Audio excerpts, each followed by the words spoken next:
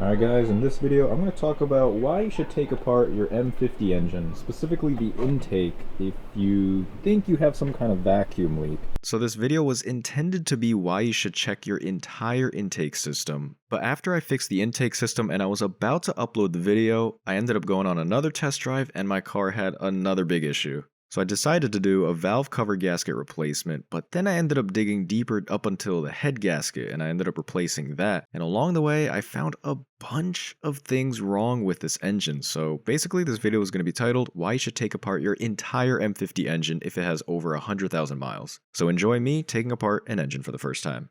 So I took the manifold out, the throttle body, and idle control valve. They're all inside being cleaned. If you just want to see what this looks like, yep. One thing I noticed is it's really grimy and crusty inside of each chamber there. So I'm going to try to clean out each one at some point. But the reason why I'm talking about this is because of this. Yep, corrosion. This is a coolant tube. It flows around, I guess. I mean, it was sealed shut with corrosion. Also, this hose. So this hose has a hole in it. And this other hose also has a bunch of cracks in it. And on top of that, this idle control valve tube, this, I think it was unclipped underneath the manifold the entire time. And it was able to drive, but it would lose power as soon as the car reached operating temperature. It would just idle really poorly and die. But on a cold start, it was always fine. It is really grimy and crusty in there. I'm definitely gonna... Oh, that doesn't move smooth. I'm gonna clean everything. So I have about a week to unclog this. I'm trying to figure out ways to unclog it. And the hose that was on the corroded side, or actually both sides to be honest, they were really stuck on there. Like really stuck on there. But it didn't matter because both of those hoses were cracked, so I just tore them off. But this is definitely a problem. There's been corrosion and garbage flowing through my coolant lines, which kind of sucks, so I might have to do a coolant flush, maybe. For the past 3 days, I've been using vinegar to try to break down some of this corrosion. It seems to work to a degree. I would just fill it up until it starts coming out of the other side. And I would let that sit overnight, and it seemed like it got a lot of crud out. They're still not perfect, so I might use compressed air to try to blow it open further. Alright, so that didn't do too much. I'm just gonna try to grind it out.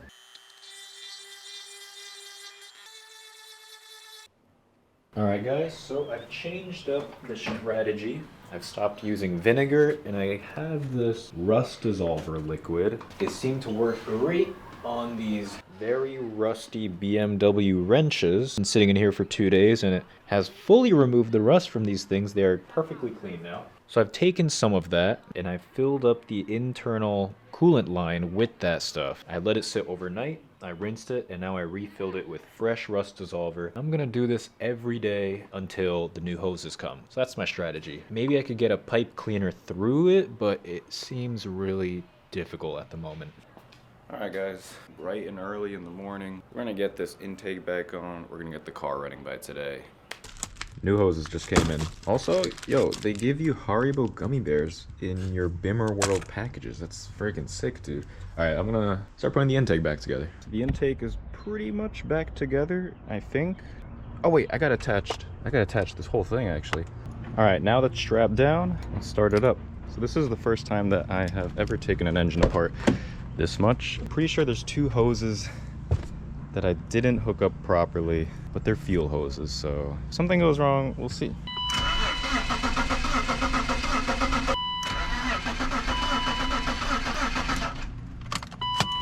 Alright, I think I know what's wrong. Swap 2 hoses, hopefully that's the fix.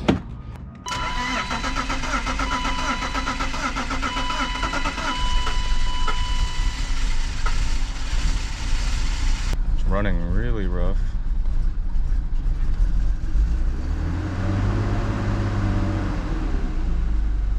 Still idles really bad though. Does it? Can't tell. It does.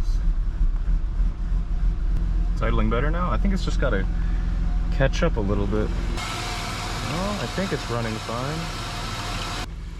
I should probably bleed the coolant. Yeah, let me go do that.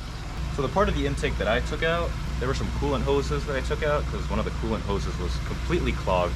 I'm gonna bleed the coolant, probably have to refill a little bit of coolant again.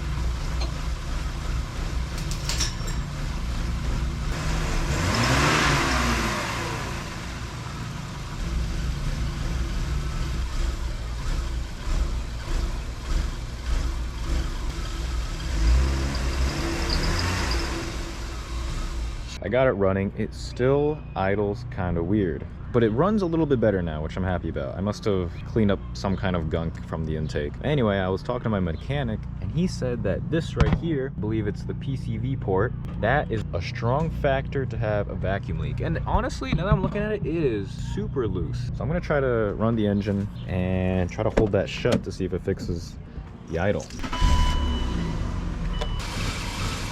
Still doing it. I don't know, it's not doing anything.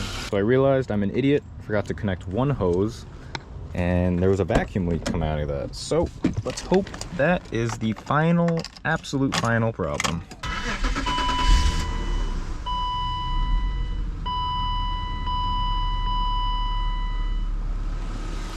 Oh, that's idling even better now. Oh my God. Yeah, that's as smooth as it gets. We're gonna let it idle and I'll come back to you guys. All right guys, we're at operating temp. I revved it a few times and I think I fixed the idling issue. Let's check it out.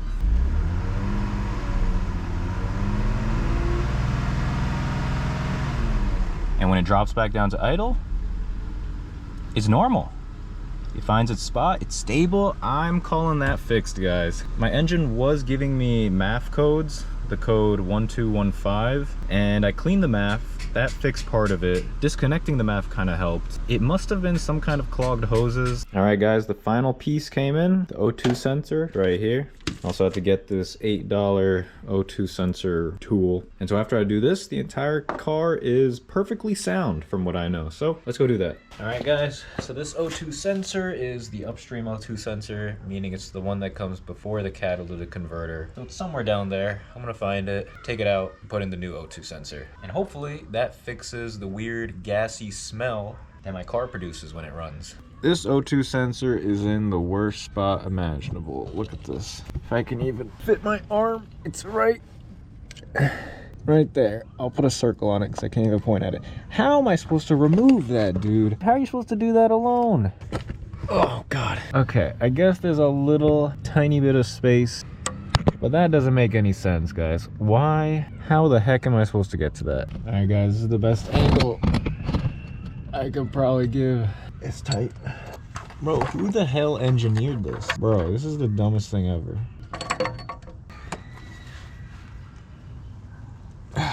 That's not gonna come out, guys.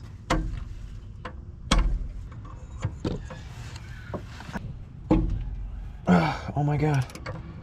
Guys, we got it. All it took was like a 6-inch pipe. It's pitch black out, but I got the O2 sensor out, put in the new O2 sensor. It was really easy. There were only two 10mm bolts that I had to remove in order to get the wire out. Connector was just like the MAF connector, so that's pretty easy. But now I get the engine code 1444, which means that there are no more fault codes. This car is running perfectly. I'm still getting a little bit of a gas smell. I thought the O2 sensor would actually fix that, but it might just be a ruptured fuel line, which makes sense because a lot of the lines underneath are actually pretty rusty and they're probably falling apart. But that concludes my intake cleaning and fixing of the engine fault codes. Now my car runs great. Now, from here, we're doing cosmetics. So look forward to those in the next videos. Anyway, that's it for this one. I'll catch you guys in the next video. Like and subscribe. See you. All right, guys. So the last scene you just saw was supposed to be the end of the video. However, I went on a drive and I'm having a brand new problem. So I'm not going to upload that video until my car is actually fully fixed. I think I still have another vacuum leak. What'll happen is it'll drive totally fine most of the way. I left the lights on.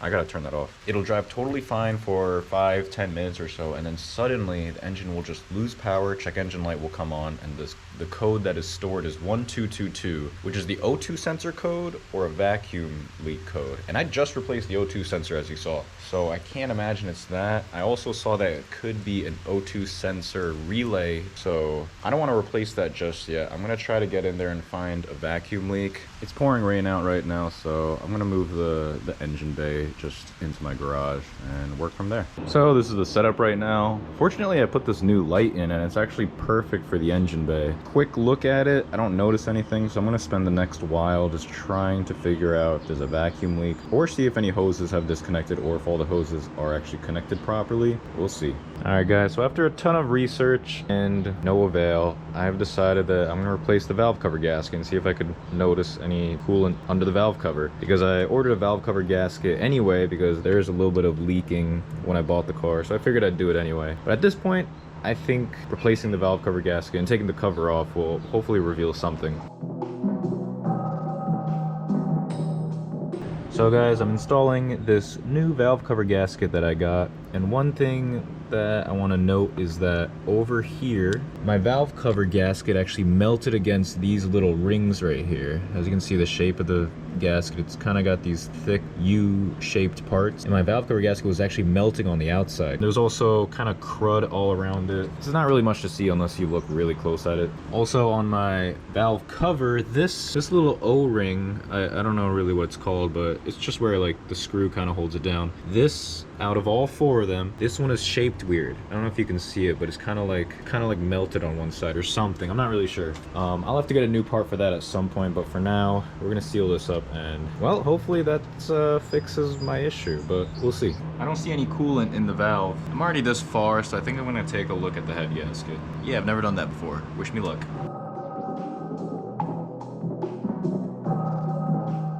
Alright guys, so we're this far along. I got the intake manifold off, and in the process I switched out the oil filter because I should have done that when I did the oil change, but I did it now.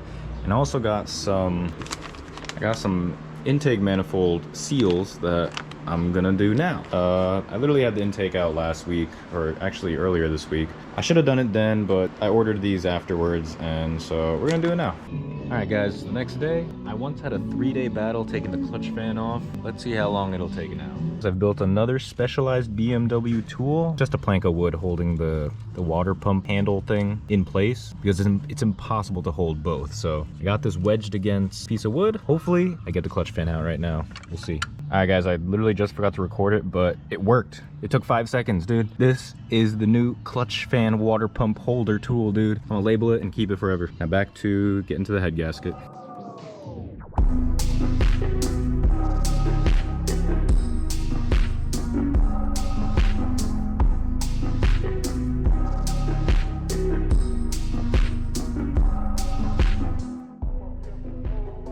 It's nighttime out, and dude, there was a wasp flying in here and I killed him, and then he fell into the valve assembly, and now I can't find him, which sucks. That means Alright, I'm pissed, dude. My battery died. Dude, the wasp is somewhere in here. I can't see him, but I think he fell into there. I shot him with some brake clean and he just dropped from the ceiling down into there. And he's probably dying and crawling around in there, and I gotta find him, dude. I'm pissed. Okay, guys, I'm happy. I found out that he didn't fall into the engine bay. He's right there. That thing. I guess he was a B in the end, and now I know brake clean kills him, but he didn't fall in. I was afraid that he fell into this cylinder head because the valves are open in this one, and I thought he fell into the piston.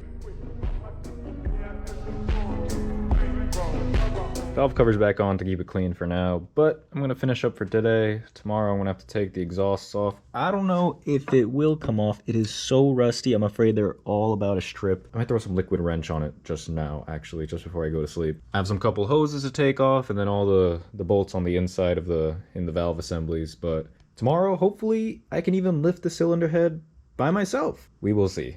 And then hopefully we get a good look at the head gasket, and hopefully nothing's wrong so I don't have to wait a week for a new head gasket. Anyway, see you tomorrow.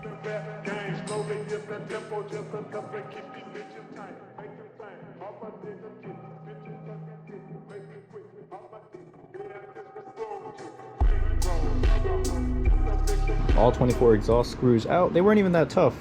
They just looked rusted, but they came out pretty easy. The cylinder head moves finally, guys. I can finally remove it. It is just goddamn heavy.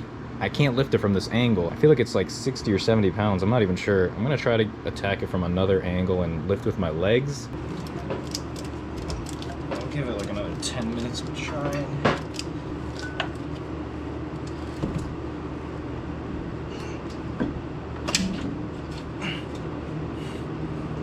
That's heavy.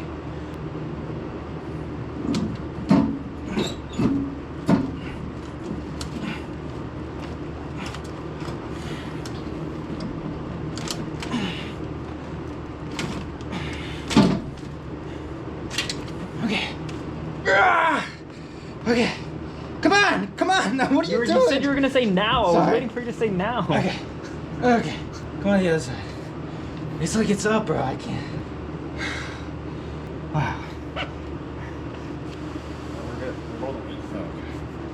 Just be very careful about this thing. So much coolant fell into the cylinder heads. But at a quick look, oh wait, this is the head gas. We'll take it out in a sec. Ew.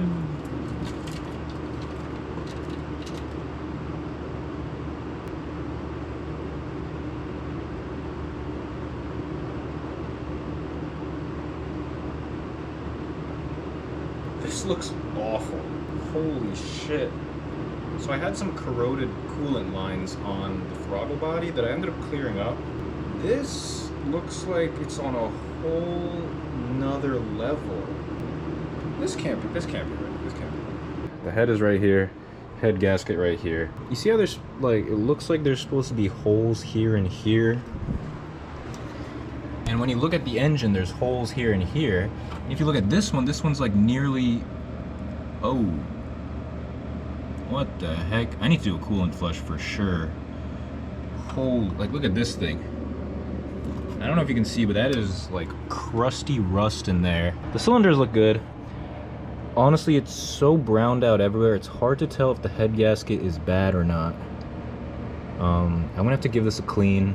I'll give it a clean tomorrow. I couldn't be bothered right now. But like this hole was sealed shut. This hole has like crud falling inside. And where there's supposed to be holes, like right here, it looks like there's a little bit of, like why is there a hole there and not there? Like is this sealed shut or is the gasket supposed to be like that? We're gonna resume tomorrow. I'm fucking exhausted.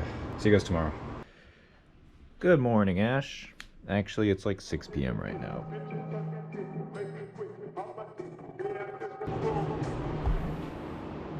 We are back. It's been a long week, but I can finally bang out my car right now. However, I have a flight tonight, so I need to finish this tonight and put it back together before I spend a week away and forget how to put this car back together. So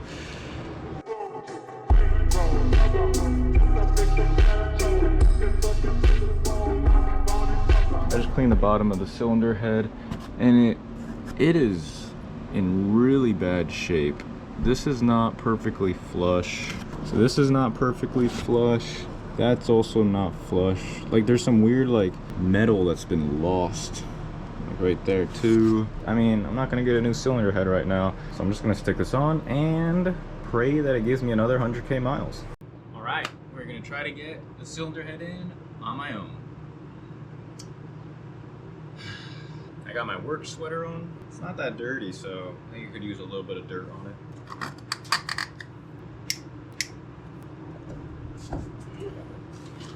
I don't know if I could do this alone.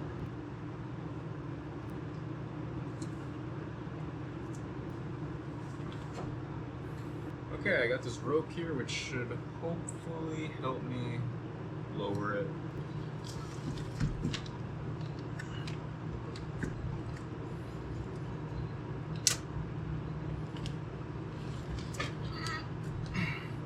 It's holding it up by like 2 centimeters, which is pretty much perfect.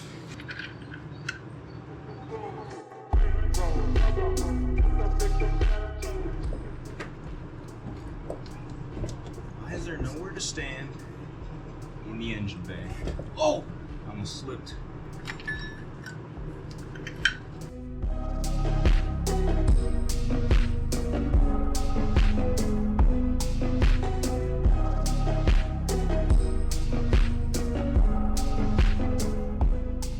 Guys, I've realized that the vanos timing chain has been messed up this whole time by a previous owner. It was not lined up, and I don't think the vanos was able to activate to its fullest potential. I think it was only getting about 50% activation.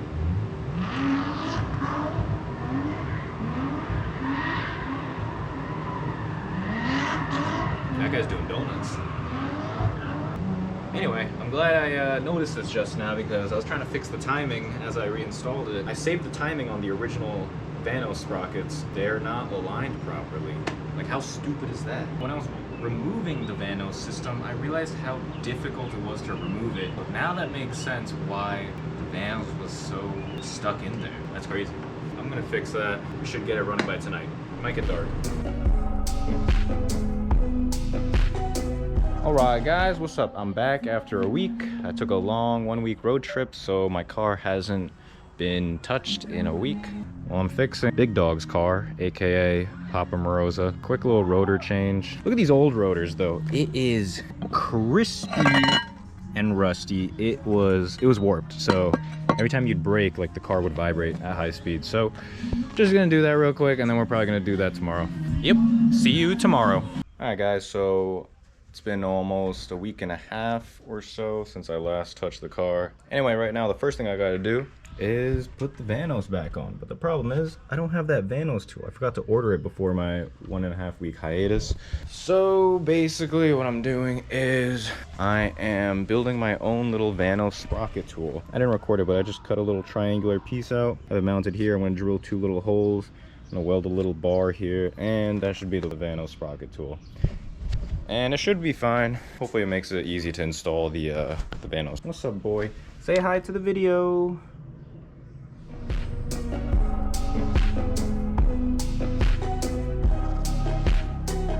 Alright guys, so it just started raining. It looks like it's like rainy clouds over us.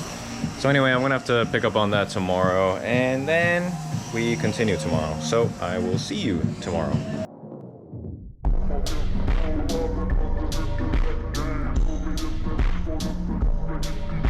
Built the tool. Oh wait, I forgot the little piece right there.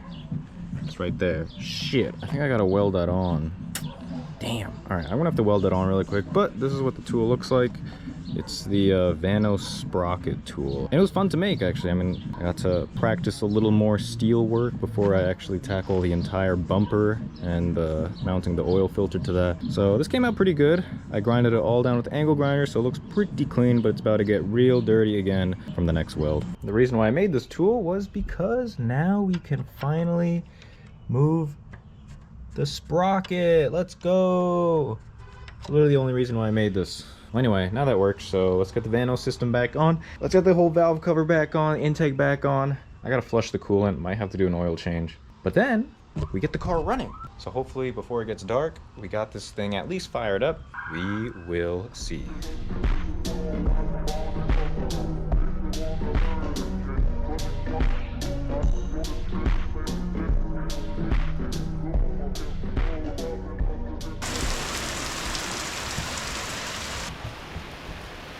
It's pouring out.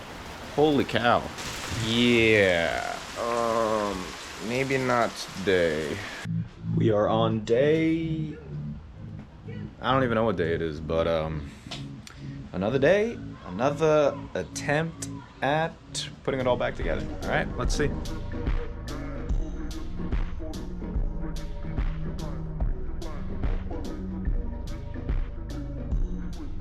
All right, guys.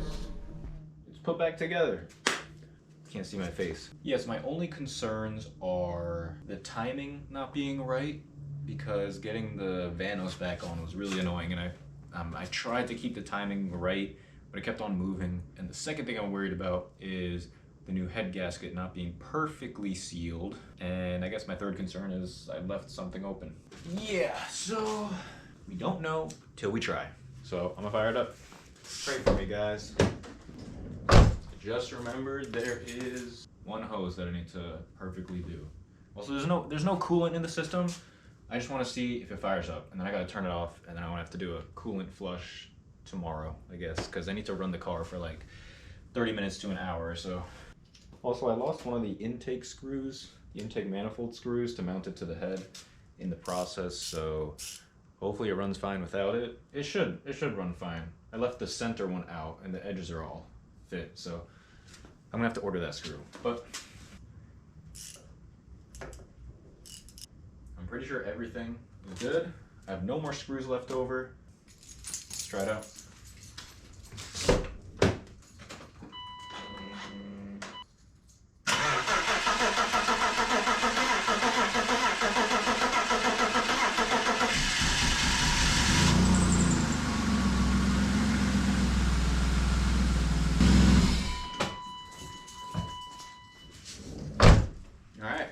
smells like fuel.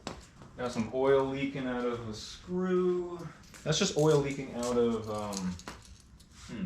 I don't even know what that is. It goes to the vanos. So I guess that's not tight or something. Whatever, it's not even a big deal. Yeah, I'm gonna check under the car real quick. So at least for those few seconds of running, seems all right. I mean, yeah. Look at that. Did my first head gasket change, and it's fine. It's pretty good. I don't even know how many days it's been since I started this. This repair literally started as cleaning the intake to figure out why my engine was running weird. Then it turned into a valve cover gasket change, and then it turned into a head gasket change, which ended up becoming a vanos repair, which also is now becoming a coolant flush. So yeah, if you get an old M50 engine in your BMW, I highly recommend taking it all the way apart, stripping it completely down, because chances are there's a lot just like not put back together correctly. So at least that was my case. Yeah, sounds like the timing is all right. I hope. It sounds good. I mean, I'm really happy now that I can finally conclude this video tomorrow. I'm just gonna do the coolant flush, top off the coolant, and that'll be it. So I'll see you guys tomorrow.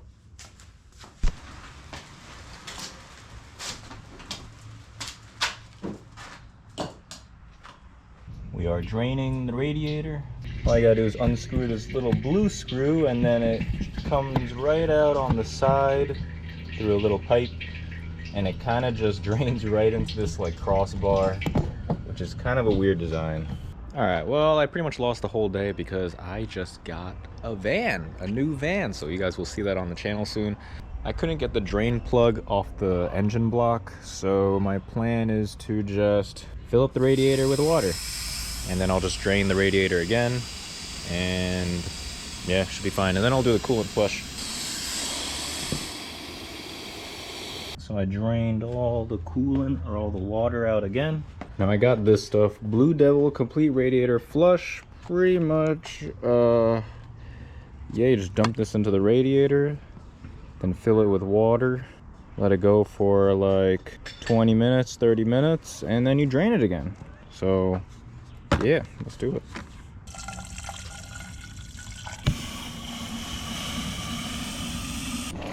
All right, and I guess we just start it.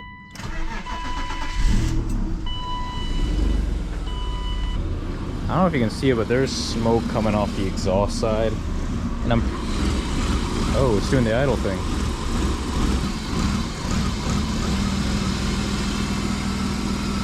All right, I took the MAF off for now.